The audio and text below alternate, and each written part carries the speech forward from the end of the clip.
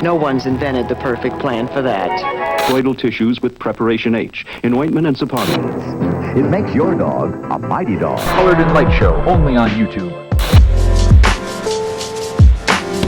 How's it going, everybody? Welcome back to the channel. And that's right, we are nearing the beginning, if not already in the beginning, of summer in Texas. That means we're nearing 100 degrees in the garage on days where it's like 90 degrees outside. So I really am not looking forward to the days where it's gonna be super hot. I've always been curious about what the temperature would be in here in the middle of summer, and I finally bought a little thermometer, and we're gonna see what the temperature is. It's already hit 100 degrees out here on May 18th, so just last month. Before then, the first like noticeably hot day, it was 86 in here, which isn't that bad, but it's already been 100 in here once, and it's probably about 96 in here right now, so it's pretty warm. So you'll probably notice there's some goodies on the workbench here that we're looking at. We've got a aluminum intake runner here, and we've also got an OEM 2.0 intake manifold, the plastic one. I've explained in a previous video why I am going with this. It's one of the same reasons why the EGR is back on. I'm going to stick with the stock setup for what I'm doing. This is going to be fine. But one thing that we need to do with the OEM intake runners is we need to do a little bit of porting. You can tell I already did a little bit of testing right here. Just a little bit of grinding with a file, but we need to do the rest of them. I've seen some people just throw it on and you can bolt it up and go. The holes on the OEM intake runner, the bottoms of them are matching to the block of the 2.5, but when you put it on, the top portion of where it should mate up is uneven and it sits down lower. To smooth that out, a lot of people will port the intake manifold runners, which is what I'm going to do. And we're gonna do it today without any fancy tools. A lot of people say get like a fancy grinder, but we're not gonna do that. I am going to do it with a set of little hand files. These are metal hand files, and I did a little bit of testing. It's gonna take some elbow grease, but it will work. So let me throw it on and I'll do my best to show you how it fits and how much you'll want to basically take off. So right here, you'll take it and stick it on like that. So in the bottom, you can see, it's kind of tough, but you can see that there's a pretty even amount of spacing. It sits flush and everything. Reaching into the top, you can feel, I'm just gonna push my finger down on it so you can tell that I'm actually like putting it on the edge. So you can see right there, my finger's got like a little indent in it. That's because the top of your intake runners sit a little bit lower than the block itself. So you need to grind away the top part to make it match.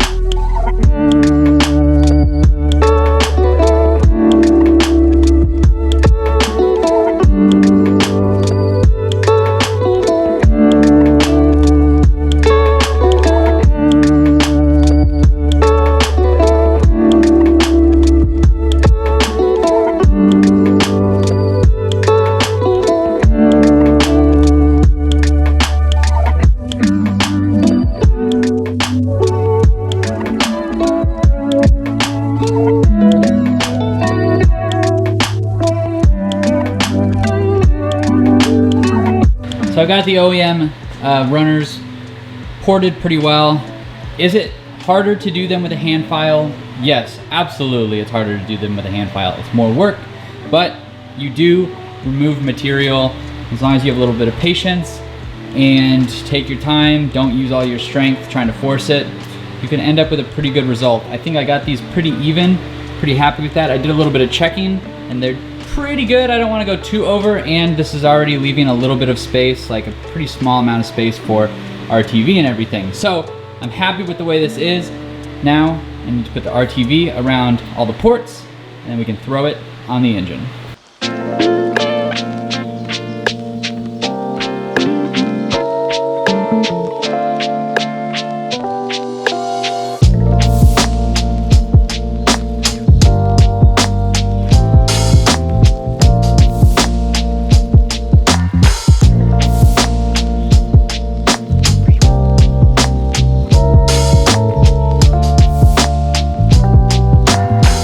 All right, and our OEM 2.0 runners are on the 2.5.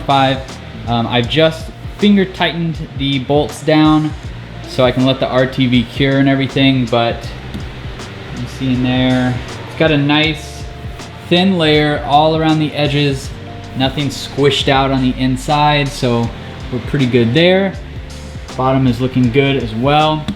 So that is all for this video. Because in the next video, I'm waiting on a couple things to come in the mail. We've got a little hose here that connects to the PCV, and it is different for the 2.5 to the 2.0. So I've ordered the new little barb thing, and we can set that up because on the 2.0 manifold, you can see here it's got its own dedicated hose, and they do match up in a way. They're not, I don't have it correctly like set up, but you get the idea.